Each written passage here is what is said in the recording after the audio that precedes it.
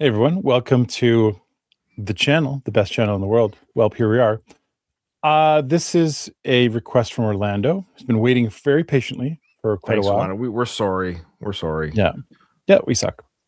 Well, no, but just sorry. Yeah, we're sorry. So it's Jay-Z interview you did with Dean Baquet, I think is the name. Are you going to say something about a baguette? I'm just waiting for the joke. No.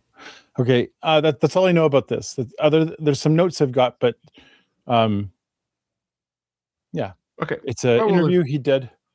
Now Orlando, did he crowdsource this? Was this a crowdsourced event? Oh, that's right. Orlando was the project manager for a crowdsourcing project. If you want to be like Orlando, you need to be one of our patrons. You actually have to be one of our VIP patrons in order to do it. And you can help others to come up with the funds to request bigger requests like this one. So that's how this happened. Yeah. All right, let's get into it. Looking forward to this.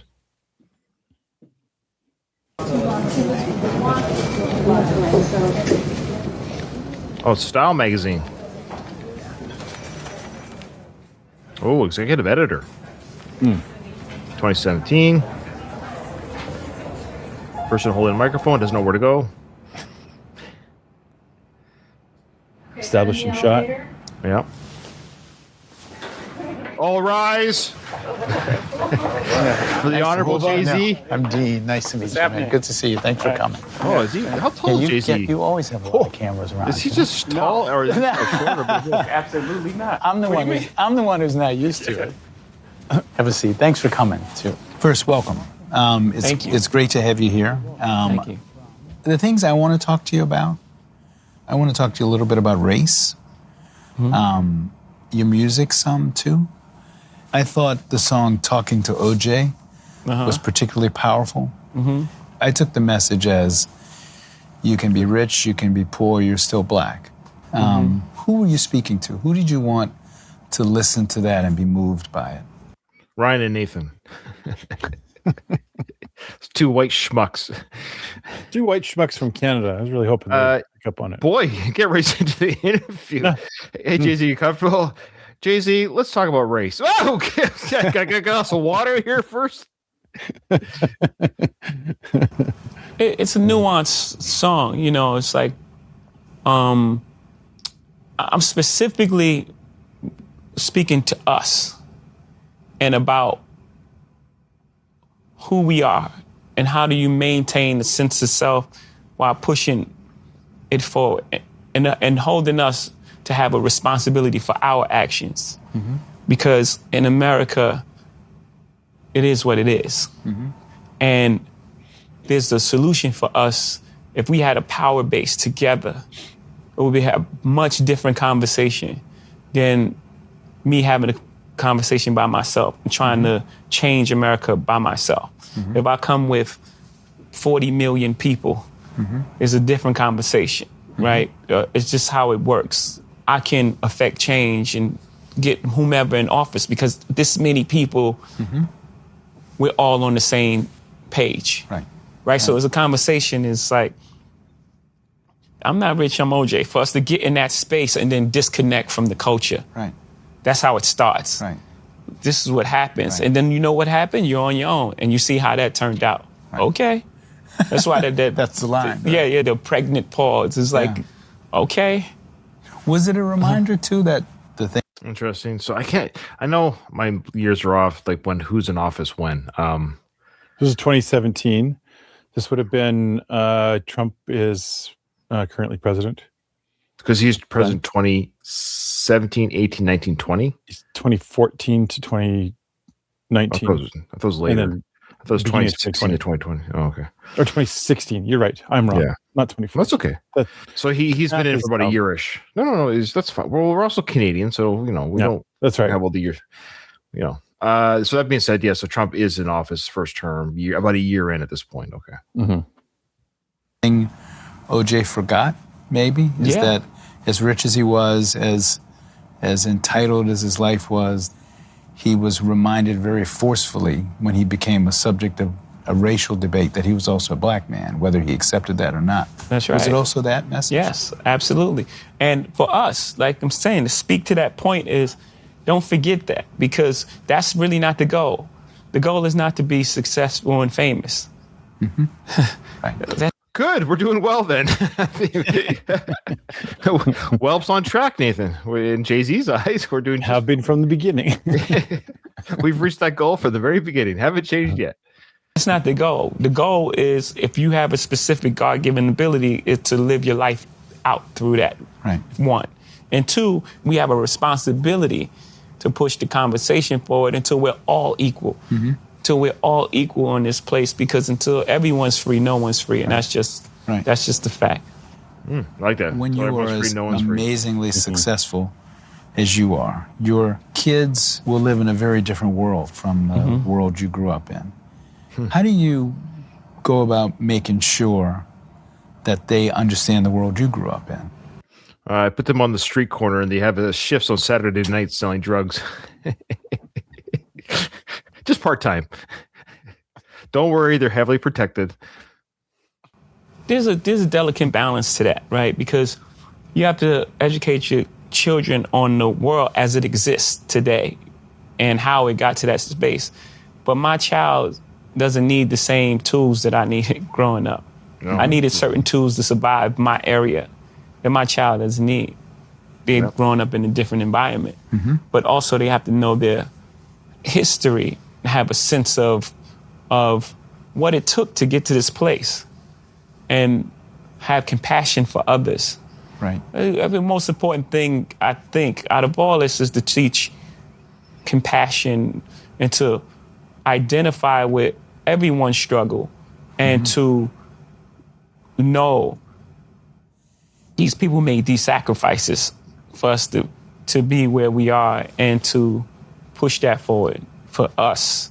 I believe that's the most important thing to show them, because they don't have to know things that I knew growing up, like being tough. Like, do you worry at all that I love how Jay-Z is like people who, and we're learning about him. So this is me speaking to old me. This isn't me pointing fingers at anyone else other than myself. I'll just use myself as an example.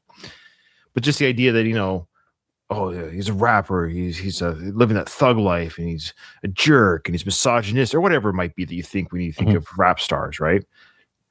It's important that we're compassionate. That we, like, does that sound like a thug? Those types of language, to care about people. We had struggles and sacrifices that people made to get. Oh, you don't understand. He has a hidden agenda. He's so of the demons. Okay, I'm sorry. You're right. And that's how the demons speak, is soft spoken. Oh, so they lie through their teeth to trick you. Okay, all right. but isn't that amazing? Like, you can tell he's being sincere. Obviously, I know, just unless people are on our channel for the first time, it's called humor. We're joking about the sarcasm, but the point is, like, yeah, this is what I mean, though. Like, you hear him talk. You wouldn't think he came from the streets, as they would say, selling drugs, but it shows you that the life that he had, it was not his fault. He was born into that environment. He had to survive. And now he's like, he's saying, hey, my kids, no, of course they don't have to go through that. That's not the point.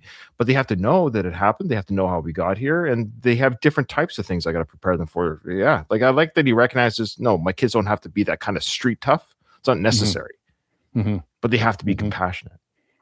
That's amazing. Yeah, and he said grateful too. He was like to show appreciation for where those who came before you. Because there's a lot of privileged people of every race and gender, of course, but there's a lot of privileged families and people who aren't compassionate to the less fortunate. As much as you will teach them history, and as much as you yourself is seen as an important figure among Black people in America, that there's something they'll be missing, or do you think that's silly, in fact, that they have so many advantages that's like too negative a way of approaching? Exactly. Like, they'll be who they are, right? And it's just certain tools that you would hope for your child to have. Like, again, fairness and compassion and like empathy and a loving heart.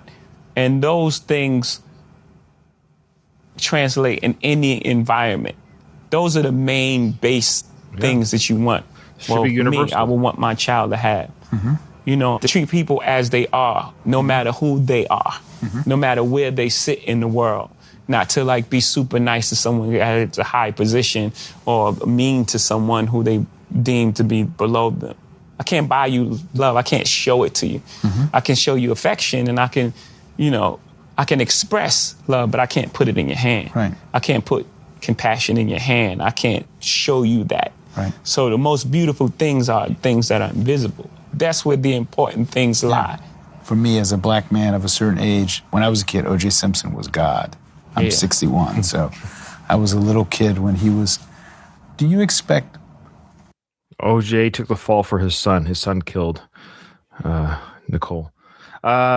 So OJ, come on, man. OJ's not a killer. You see how funny he was in Naked Gun films? That guy didn't kill nobody.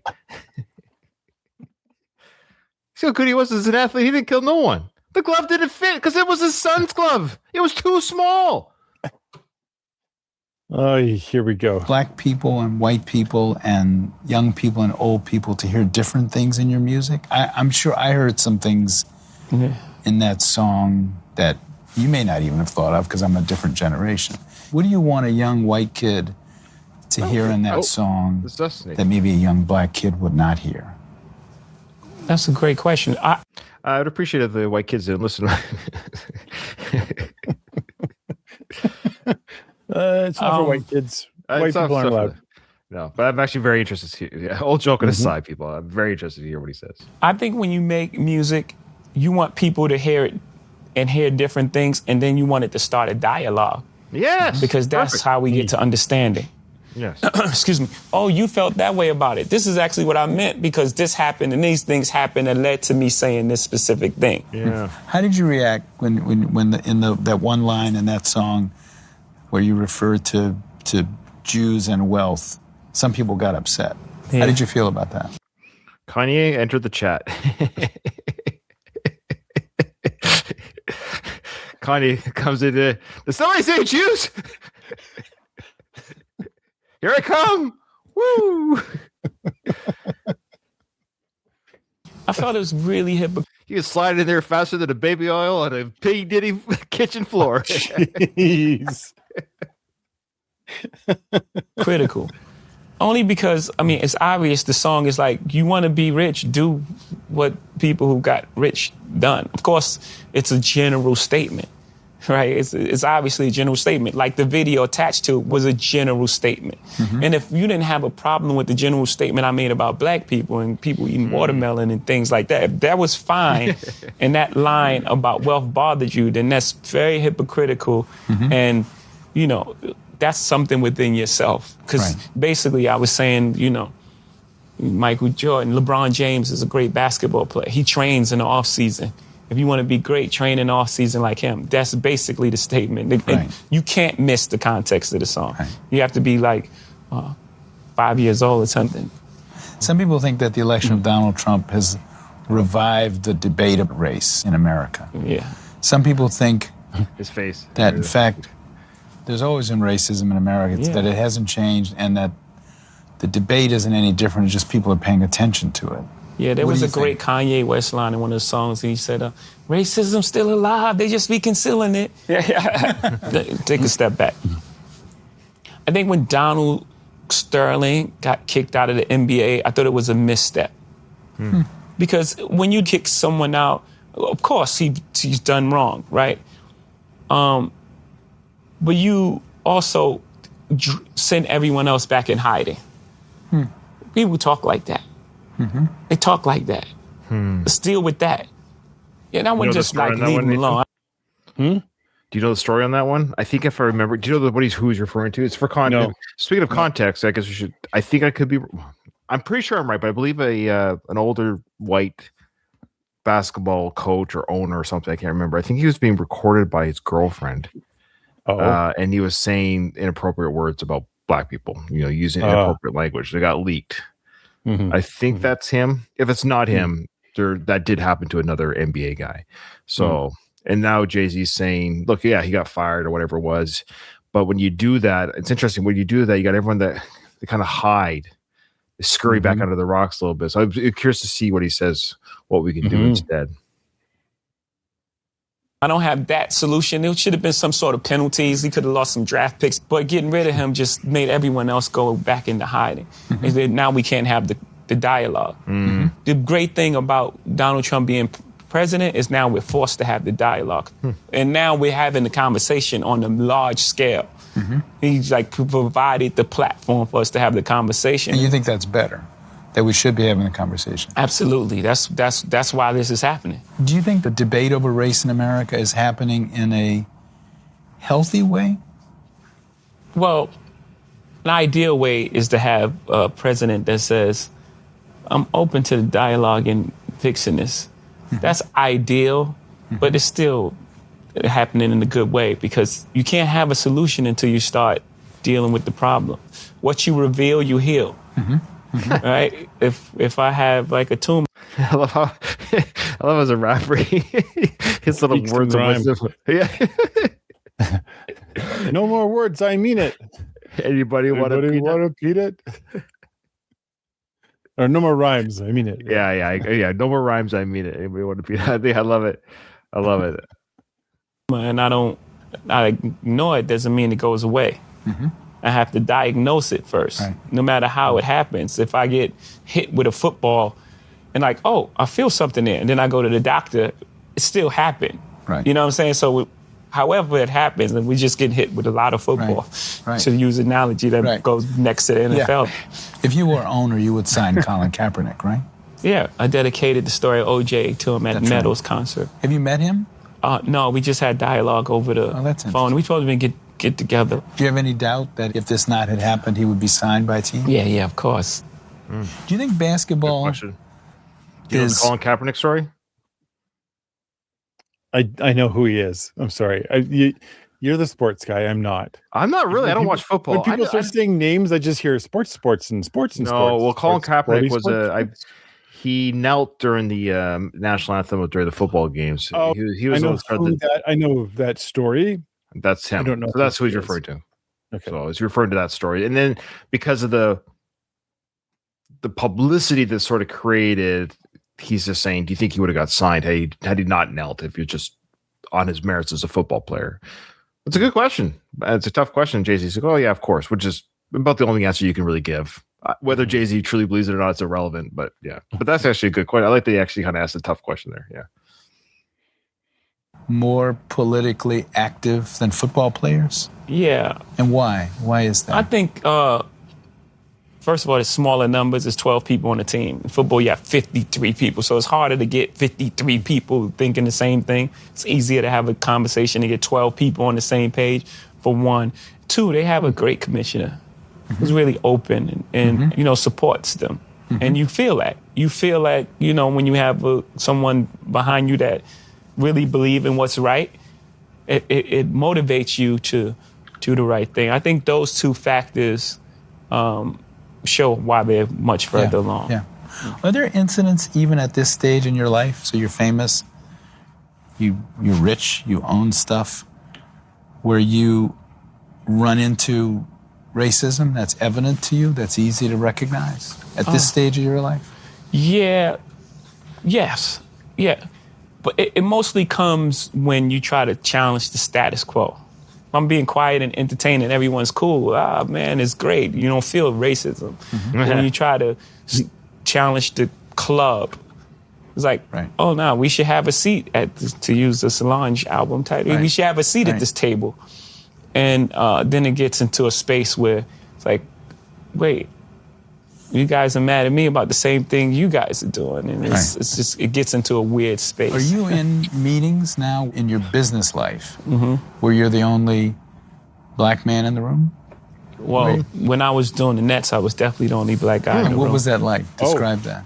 Wait, doing the Nets? It was, it's strange, but at the same time, I think that in that room, my celebrity allowed me a voice that probably would have been awkward for someone in my position, being the only black person in the room, to break through.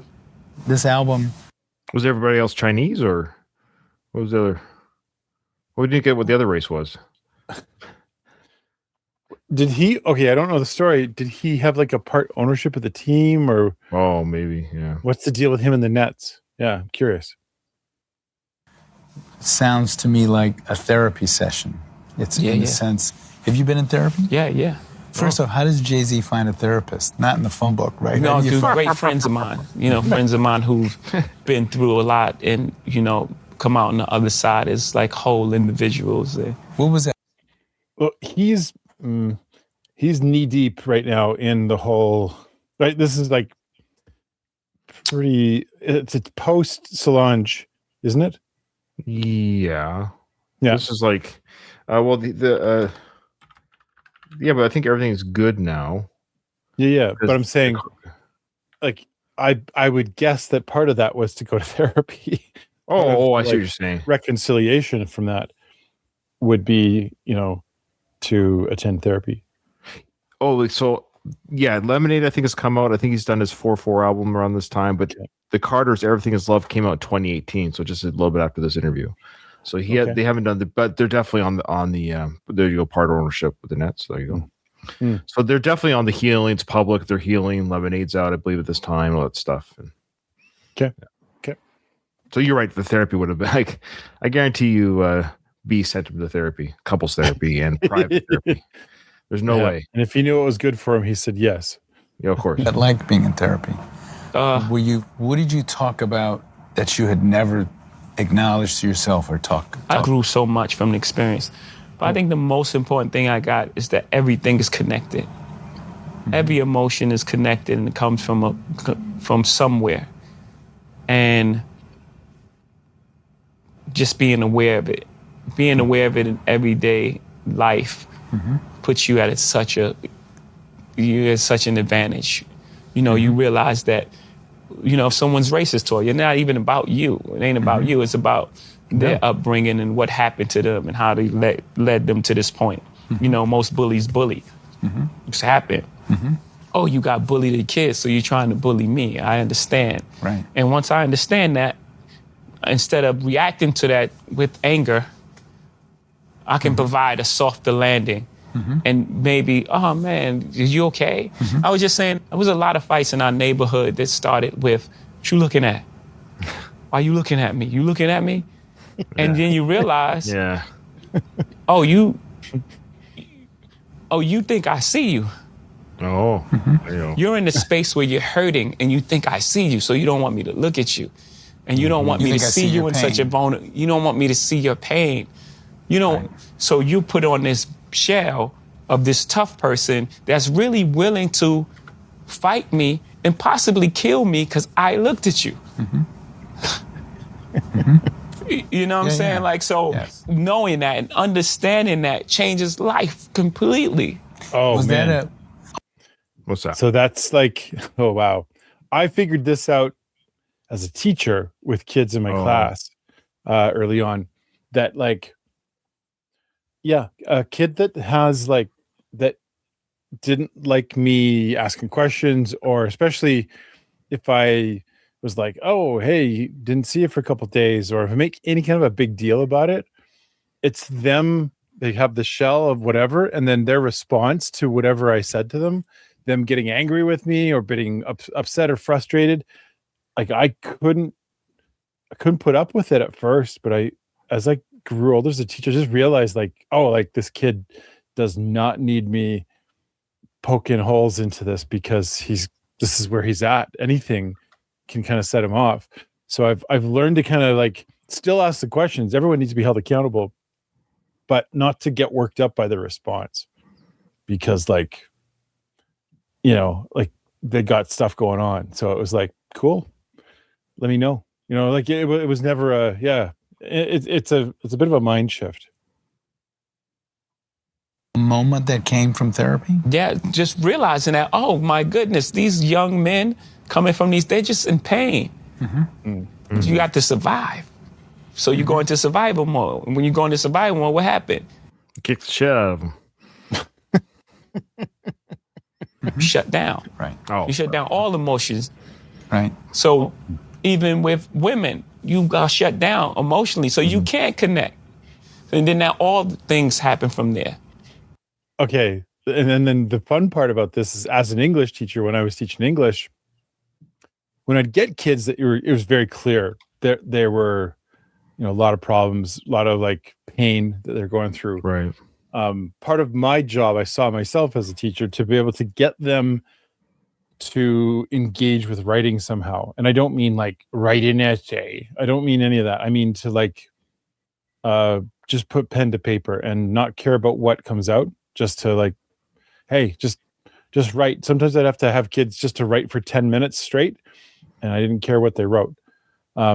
And yeah, of course I got kids that wrote, this is dumb, I hate this. That's because they got such a shell on, the pain that they're experiencing just wasn't something they could process. But there were some kids that like changed their lives going down that road by actually exploring it. And then occasionally they would share stuff with me, and I was like, it was beautiful to read some of this stuff. Not beautiful, but painful, obviously. Right. But for them, it's like therapy, right? Being able to process it somehow was very therapeutic. Yeah. Infidelity. You can't connect because you can't connect because of the way you feel about yourself, you mean? Yes. In my case, like it's deep. Right. You've bared your soul so much, not only in this album, and I mean you can sort of see the evolution the 444 of a album person thing, in your music. Part of me would think, oh my God, I got to talk about my marriage, I got to talk about my mother, I got to talk about my other ancestors. Part of me would think that would make me nuts. Does it make you nuts, or do you feel like the heart of your art and storytelling Dean doesn't hold to back. tell the story of your life? That's who I am. And I've done it from the beginning of my career. Two things, one, no one knew the characters, so it wasn't as impactful, and two, it wasn't coming from a place that was as evolved. And it's very difficult. It's hard. It's hard to hear songs back. It's hard to perform songs, but I feel it's the most important work that I've done, and I'm very proud of it. And the effect that it's having on people, and even like the studio sessions, we were having 4-hour conversations after playing one song. I learned so much about people that was around me, just my friends. I learned things about them that I didn't know that in 20-year relationship just from this one song. So I knew it would have that sort of impact beyond myself. It's my responsibility as an artist to go to these places. Did your wife's own confessional album, which came out first, make it so that... Before we go to that question, because I really want to hear the next one, but like Jay-Z is so good, I hear, and we've seen him in other interviews, but in this case here, his ability to be honest, to really like give an answer that he's not trying to hide it or trying to like dress it up so it sounds great to whatever venue. He seems really good at finding the middle balance there, because it is a little bit dressed up in the sense that he's trying to make sure that it's palatable for the people that are listening, that it makes sense. Right. But he's not making it like, he's not showboating it at all. I don't get that at all from him. Right. Just like you said earlier, this is a rapper, this gangster thug guy. It's like, listen to how he's talking. Does that sound like a gangster to you? It sounds very humble, very like he's been through a lot. And I really appreciate his willingness to do these interviews, because this is like our third or fourth one we've seen. Yeah.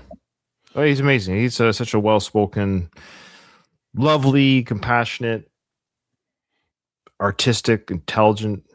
Yeah, he's not at all. I admit, we were off. We were off. That's a good word. We were just off. We were off the mark. We missed the mark. We missed the mark. Could it be further? What was it again?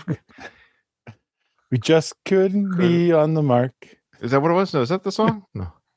Okay. You had to be even extra confessional. I mean, in other words, it would have been hard after her album, which talked frankly about you guys to like have an album to come out that would be about some frivolous anything. Yeah.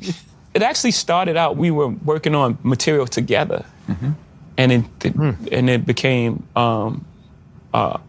Lemonade. Yeah. She went off and did her thing, and it was like it just felt like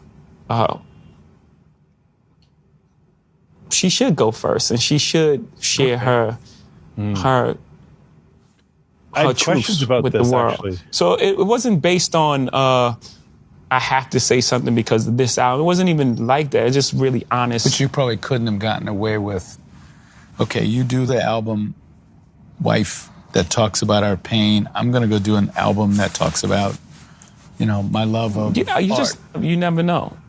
Right. I think it turned out for the best. I think, but you just never know because people like to be entertained. Again, well, I mean, let's be honest, not to be flippant about the situation. I mean, or imagine if Jay-Z came out, but I was hurt too. And here's my, nobody, no, let Beyonce clear the air, tell the world where she is with you guys. Then we can accept your message after. Yeah. Yeah. Well, I appreciate Jay-Z still, like, Dean's questions are very like what the public would have thought too, right? Like you couldn't have done. He's saying you couldn't have done an album about some art that you really like while she did that, like, right? There had to be a response of some kind, or at least and so he's addressing that what the public would have thought. Oh, it's amazing that they worked it out, that they did an album together, the Carters, at the end of it together. Yep. Which feeds the conspiracy theorists that people have that it was all planned, that it was all, that nothing happened. You know what I mean? Just to make money. Just to make money. Because Beyonce and Jay-Z weren't selling any albums before that. So. And back to our president. You know what I'm saying? Like you would think, man, after the composed manner at which Obama stood at that podium, the dignity he brought to that place, that this couldn't exist, but it does. Do you have any disappointments in Obama? There are people who say the expectations of him as the first black president were so great. He was supposed to get rid of racism and fix everything. Yeah. Is that unfair? Do you think, did he live up to all of your expectations? Yes, because all he could do is the best he can do. He's not a superhero. And it's unfair to place unfulfillable expectations on this man just because of his color. You're actually doing the opposite. It's like, what do you think is going to happen? He's there for 8 years. And he has to undo what 43 presidents have done in 8 years. It's not fair. What do you think of the state of, I'm not going to say just black leadership period, on the things you care about in the country? Who do you like? President Trump. I'm the greatest black president there ever was. There's not a president there's not a president who's more black than I've been black. All the blacks like me. All the blacks like me. Latinos, the blacks, the Chinese, China. They all like me. Look at it and say, this man or woman speaks for the things I care about.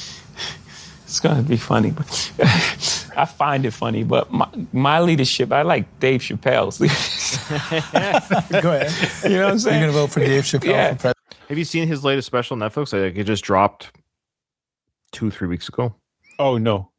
I got to go watch it. I love it. It's very well done. It's very well done. It's excellent. Very well done. Yeah, I listened to it one sitting, got right through it. It was fantastic. Yeah. Well, that's cool. Yeah. Maybe I'll do a reaction. Because sure.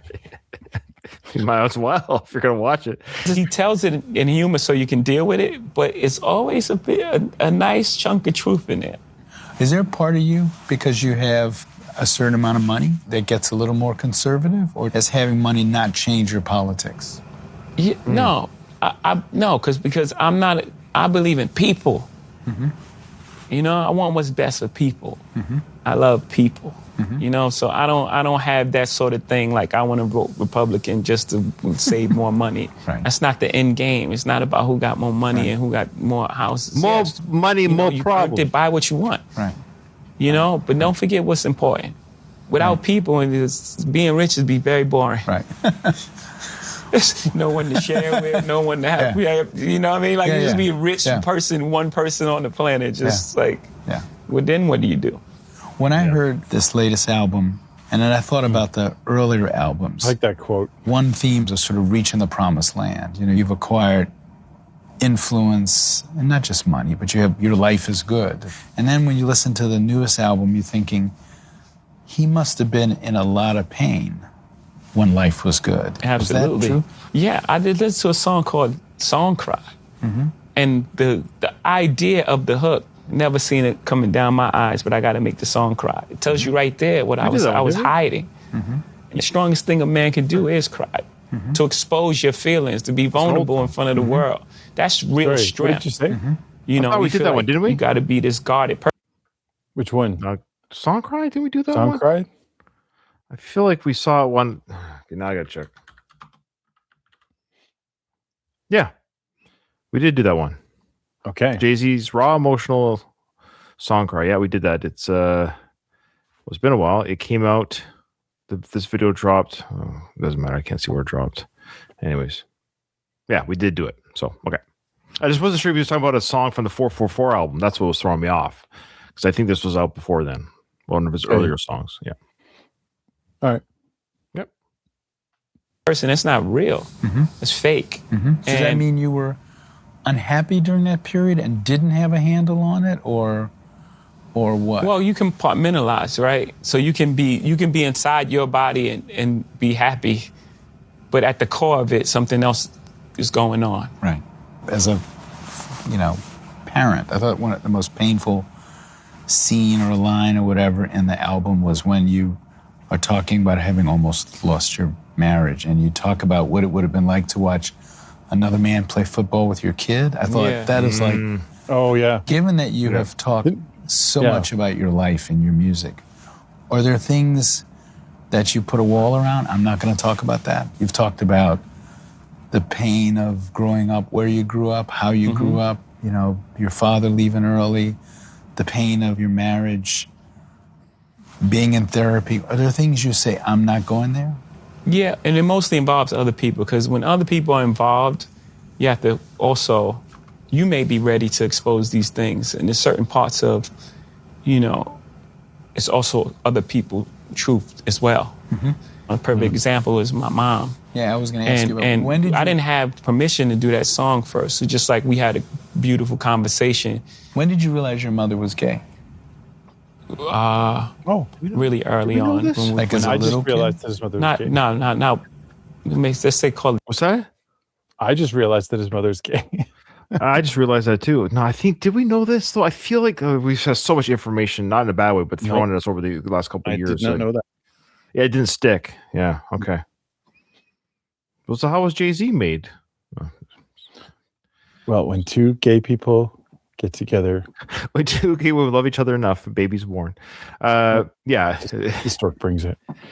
Oh, I didn't know that. That's fascinating. Dude, I just feel like we might have known that. But that's just a very interesting piece of history, because it's very not common back then. No, it isn't. I wonder when she came out to him or to, interesting. Teenage years. Oh. So you realized it and talked to her about it? What was that? We never spoke about it. It just exists. It was there. Everyone knew. Gotcha. But we never spoke about it until like recently. Now we start having these beautiful conversations and just really like getting to know each other. We were always good friends, but now we're like really great friends. You know? Wow. And we were just talking as friends, and then she was sharing that she was in love. And I guess there's years of like feeling for her and feeling like she's free. She can be herself. She doesn't have to hide for her kids or be feeling she's embarrassing her kids. It was a much different time then. Don't just think about. Yeah, of course. You know what I mean? Yes. She could just live her full life, her whole life, and be her. That's great. Will this get harder over time? Like, as a young man, and your music was the way a lot of young rappers are. It's like, the violent life. If that's chapter 1 of the autobiography, chapter 2 of the autobiography, I'm oversimplifying this, is like, now I'm really rich, I have a lot of stuff, let me tell you how cool that is. And then chapter 3 of the autobiography is, oh my God, I'm like run myself into the ground. What's chapter 4? 3 is, oh my goodness, the most beautiful things are not these objects.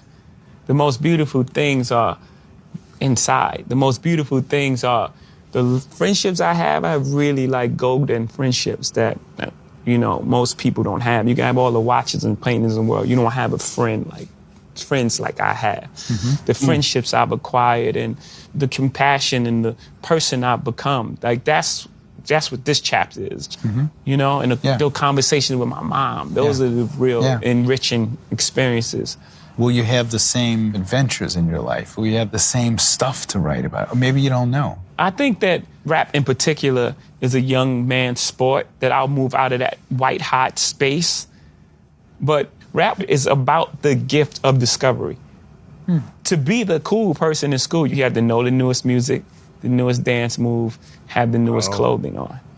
So rap is based on that. What's new? What do you? I know you know Jay-Z is. Might explain your cool factor, Nathan. Growing up,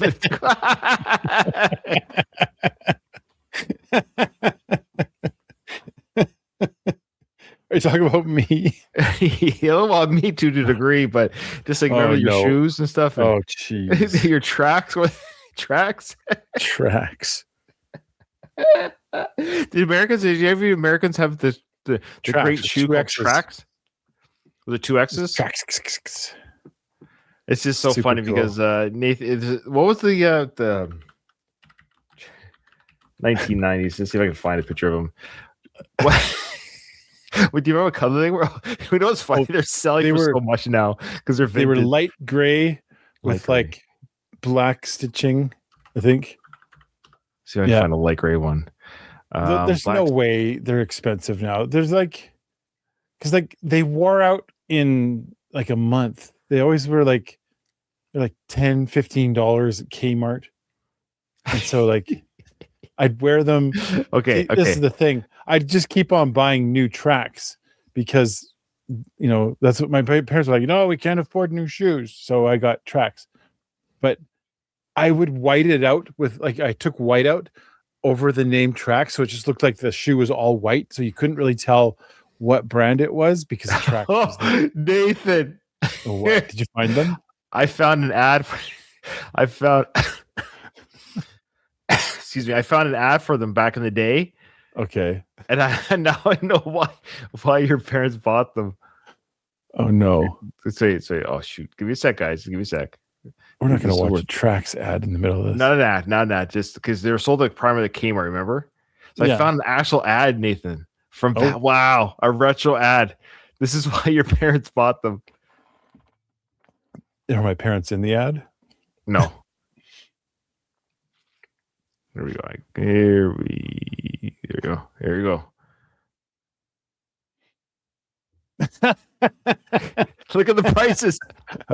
Oh yeah. Holy smokes, that's cheap. Yep. Those were the shoes that I wore. Well, I didn't have the ones. See, there's the one with the front that looks like a fake knockoff Converse with that front toe. Okay. Yeah, that that's the one I wanted. But really? No, those are actually better looking. Was that the than 1297 one? Is that why it was a little bit too much? No, mine were worse looking than all of these. These all look way better than the ones I had. Look at the prices on those, man. Mine were like light gray with the white lines and then black tracks. That's awesome. Anyway, sorry. We sidetracked a little bit, but just reminded me of those days. Anyways, I was wearing $250 Nikes. It's still good. Don't worry about it. It's all good. That was Jay-Z in high school. Good, but do you know this song right here that only 4 people heard it? Right. You know what I'm saying? And then they bring that person into the masses of pop culture, and then you have a window before saying that you are the one is no longer cool. And then you have to move past that. And you have to find a way to exist. The white hot space is when it's fresh and new, and it's like, this is the hottest song ever. Right. I mean, I pushed the window like you think you're still in that space? Oh, I stood in that window a really long time. Are you still in there? But still, no. I don't think people are looking to me as like the thing. Is that hard to deal with, or did you feel like I'm okay with that because I've moved on? No. You don't want to be. Because at the end of the day, we're going to find out it's not about the white hot space, but it's about finding the truth. That white hot space, people think is the biggest thing, but it's really small. It's almost like a trend. Will you rather be a trend or you rather be Ralph Lauren? Right. You know what I mean? Like, you rather be a trend or you rather be forever. I'm the person that... Rather be a trend or would you rather be a tracks? Looked at the Mona Lisa and be like, man, that's going to be cool in 40 years. Right. Right? I'm playing forever. Right. I play forever. And so my whole thing is to identify with the truth, not to be the youngest, hottest, new trendy thing. One of the things you rap about also is the pain you caused the people you sold drugs to. Have you ever had conversations with people like that you caused pain to as a young man and talked about it? No, I haven't. No. What would you say to them? Or is that impossible to do at this point? Yeah, they're dead. They're all dead, probably at this point. Come on. People that were doing 30 years later, I mean, that's kind of what he's almost hitting that. Is it too late at this point? Maybe. Yeah. Maybe. Yeah. Point. Oh, nothing's impossible. Right? So no, I don't think it's impossible. I guess that conversation would definitely take ownership for my part in the part I played in occupying that space. Because knowing what I know now, you can't sacrifice others for your life. There's a karmic debt that has to be paid. Had I had the level of consciousness then that I have now, things would have turned out differently. And just knowing that, I definitely want everyone to know that. Do black artists have a different obligation than white artists? Do you feel you have a different kind of obligation to the people who listen to you than if you were a white musician? Yeah, because I have an obligation, going back to the story of OJ, is to further conversation of an entire race of people. Not me, all of us. But specifically me, since you're asking the question, is to open up dialogue. It's okay to think. It's okay to be smart. There's a time where people was like, you talking white. It's like, what does that even mean? And I know words. Intelligence is not a tribute to color. Wow. And I'm sure you've heard it growing up many times. You're speaking white. Like, what? Yeah. Speaking like I know words. And it's okay. It's fine. So I have an obligation to further the conversation in all ways. Good for Jay-Z to say that intelligence is not a race. Yeah. Yeah. There's a lot of dumb white people. I assure Well, you. and black people will do the same thing too. Like, you're talking too white. You're talking to, or back vice versa. Like both of those conversations, like you're saying, the conversation doesn't have to revolve around your color. It can just be about the conversation. Like, yeah, I mean, there's a lot of unintelligent people, all races. We've seen them in person. Yeah. But there's a few dumb Canadians too out there somewhere. Just a couple. Mostly in Alberta. I mean, mostly in, spattered across Canada. Yeah, it's yeah. Well, no, just all our Albertans. Our stature in America, our emotional maturity, and so on and so forth. It's humbling at the same time. It's like, it's what you've been charged with in life. Right. And I believe since the beginning of time, the poets have been charged with that. Like, it was the poets that's explaining the emotions and making these songs that people are like, oh, that's what I feel. Right. Are there black artists, and I won't ask you to name them unless you want to, who you think don't live up to that obligation to start a conversation about race? Ooh. Do you think? Are there black artists who don't start a conversation about race? Let's see. Will Smith? I think that I'll just be honest here. Like, I think Beyonce wasn't really going down that road very much prior to Lemonade. I mean, she was in some of her music, but she kind of takes on that mantle with Lemonade, and ever since has brought that more into her music. I think there's a reluctance to go there because there's a cost, right? That you're worried about. But I don't know. I would assume Jay-Z is like, I want to hear what Jay-Z has to say to this. Yeah. There are people you wish did more? And for one, OJ, right? We because that's the one that we can all identify. But yes, there are those who don't uphold their mantle, and we know how that story plays out. Would you, if you could talk to OJ Simpson, what would you say to him if you could talk to him? You're very funny in the Naked Gun films. The scene where he goes down in the wheelchair down the stairs at the stadium there. Then he hits the end. He flies over the. I don't remember this. Stay tuned for the end of the video. I'm going to show Nathan the OJ scene of him in the wheelchair. You got to watch it. That'll be our little bonus at the very end. Hey man, the glove didn't fit. I'm serious, because it was a smaller hand. It was the son's hand. He wore the glove. The son wore the glove. The murder.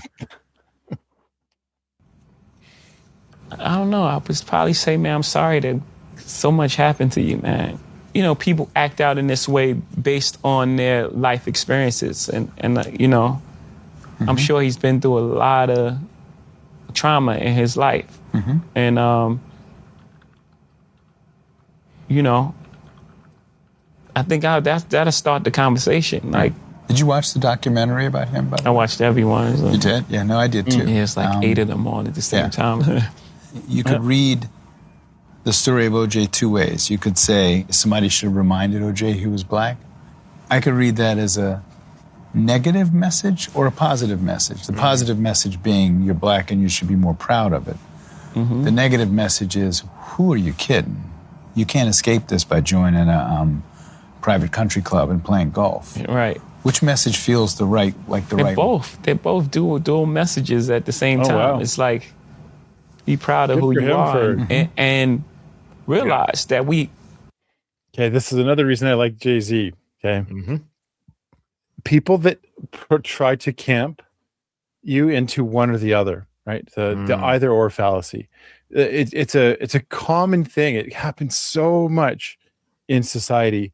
And I would say, not to like poo on anyone, but I think the United States is sometimes almost geared to be black and white only. Like politics are one or the other, right? Race is one or the other. Everything is, it's one or the other. And I love it when people acknowledge that two things can occupy the same space. It's not impossible to understand. But so often, whether it's religion, politics, everything else, it has to be one or the other. And so much is nuanced in life. Right? There's very few things that are absolutely certain. Horseshoes and hand grenades. Yeah. Like it. No, you're right. We're going to get further together. Right. Don't check out. You can't just, turn your back on the place you come from. You come from a community. Your job is to uplift it now. Or we know how it turns out. Right. Once you stop being Tiger Woods and you going on... What would you say to Tiger Woods? Do you know Tiger Woods? No, I'm not. How would you classify Tiger Woods in that discussion? Same sort of thing. That's what I'm saying. Like, when Tiger was afforded the privilege of, he playing golf, you were protected. The minute that you're not providing for the thing, it's like now your license is on TV and it's like you're black. So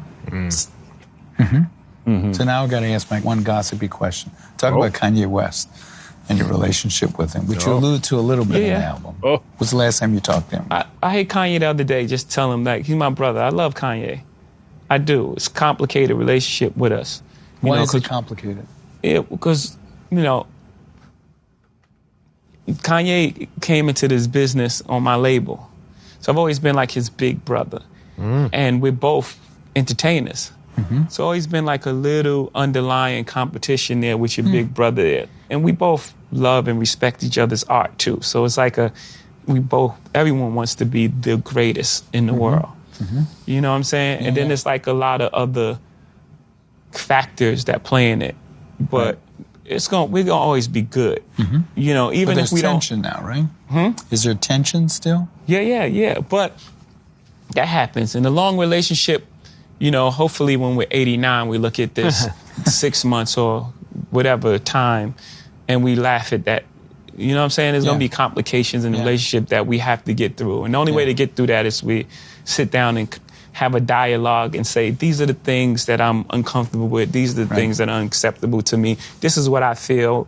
I'm sure he feels that I've done things to him as well. You know what I'm saying? I'm not a perfect human being by no stretch, Is he as evolved as you? You sound like He's highly evolved. I think he started out in a more compassionate position than me.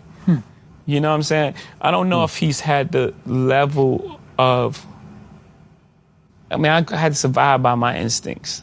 I'm here because I grew up a different way. And I got out of that. Right.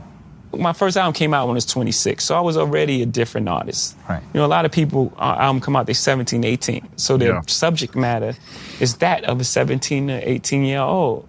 Unless you're Nas and you like well-read and like, I think his mom was a teacher or something. Like, he was way more advanced for the album that he wrote. So I just grew up a different way.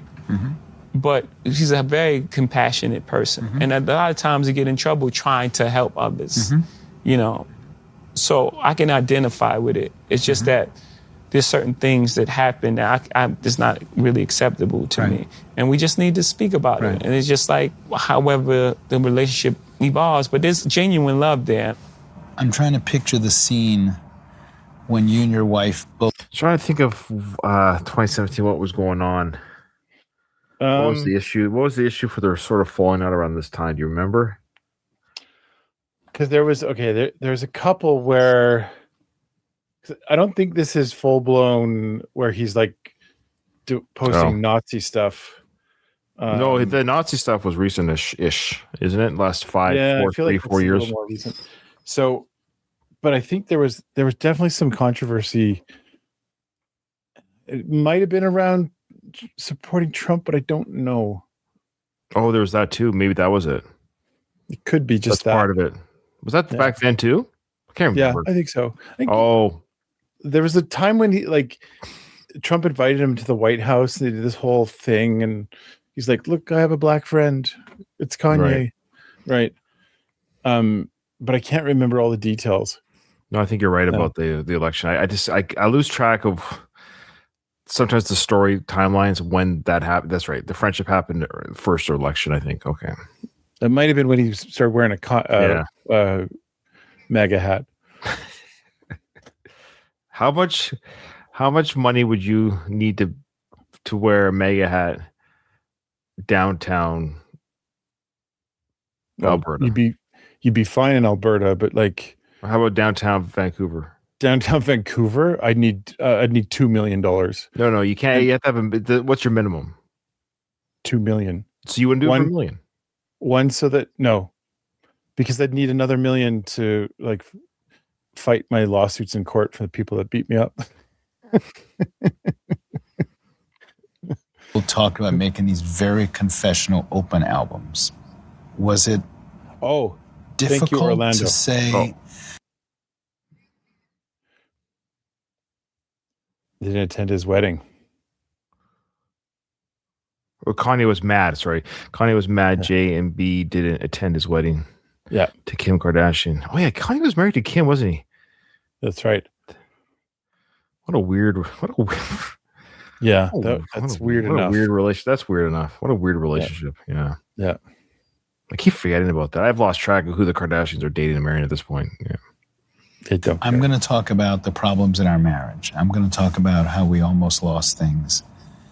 And for her to say, I'm going to talk about my pain and anger at you. What were those conversations like? Again, it didn't happen in that way. It happened, we were using our art almost like a therapy session. And we started making music together. And then the music she was making at that time was further along. So her album came out as opposed to the joint album that we were working on. We still have a lot of that music. And this is what it became. There was never a point where it was like, I'm making this album. I was there. Right. I was right there the entire time. And what was her reaction to your work, and what was your reaction to hers? They must have caused pain for each of you, right? Of course. And both very, very uncomfortable, but sitting in that, the best place in the, a hurricane is like in the middle of it. Yeah. We were sitting in the eye of that hurricane. Been in one. Maybe not use hurricane because so many people are being affected right now, but the best place is right in the middle of the pain. The best place in a hurricane is on my phone watching it somewhere else. Right. And that's where we were sitting, and it was uncomfortable.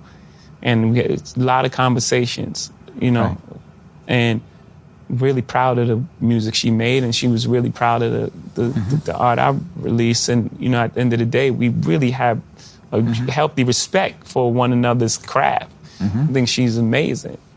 Right. You know, most people walk away and like divorce rate is like 50% or something because most people can't see themselves. The hardest thing is seeing pain on someone's face that you caused and then have to deal with yourself. Yeah.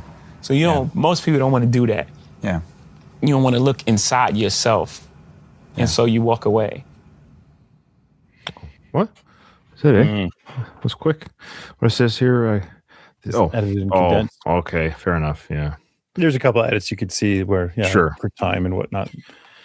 Well, that answers some questions for me. 'Cause I think those were questions on my mind when we did Lemonade. Was like, what would this be like for Jay-Z to hear and to experience? And from what that interview says, like he was present in the creation of all of it, and that he says when they decided to kind of address it through their music. He says B was already a little bit further along. So she'd already written some stuff, I'm sure. Oh, yeah. She's writing right away. In anger, which is, you know, how that goes. But obviously with his blessing, which tells you a ton about, you know, where he is at. I guess I'm really appreciative of him. And like, it's so funny to think about our journey with this, where we started with this very like, you know, anyone who hurts B is an enemy of ours, and like we did a little bit, not excuse the pun, of white knight. It's normal. It's normal to feel. Even some of the fans felt that way, so we felt the same way. Well, they still do. I'm sure there's fans that still hate Jay-Z, but hearing his side of it and seeing him in the way he responds, it's all genuine. There's nothing there that says to me like, oh, he's lying, he's covering up, he's still got, you know, whatever, blah blah blah. I think no, everything he's saying is truthful. I can tell because he's a little intimidated by Dean, not because Dean's an intimidating person, but like Dean's a very like, you know, obviously very intelligent, well-spoken, very, you know, knows. I mean, I would imagine anyone would feel that way around Dean. This is the editor for the New York Times, for Pete's sake. Like, right? So it would be intimidating either way. I just think that everything that I heard there was the truth, not because I'm a, you know, some kind of fanboy for Jay-Z, but it just felt like what he was saying was truthful. Yeah. Great interview. Thank you so much, Orlando, and everyone else who did this crowdsource for this long form interview. It was fantastic. We love Jay-Z and love hearing more about him. Let me show you something, Nathan. So, this is one of the funniest. This one? This is one of the funniest scenes in film history. And it's in the Naked Gun film. Seriously, I saw this in the theater back in the day. Thank me. There's someone else here who wants to thank you. Nordberg! Hiya, buddy. Hey! Doc says I should be on my beat and as good as new in a week. And back on the force. Nordberg! That's wonderful. Whoa! Oh, Frank. Everyone should have a friend like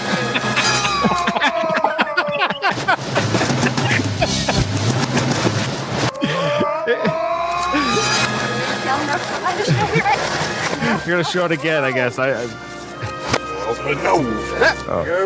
don't know why I went reverse. That was the YouTube edit. Whoever did that. Anyways, I just love the Naked Gun. Fantastic. All right, everyone. Thank you so much. OJ is innocent. See you in the next one.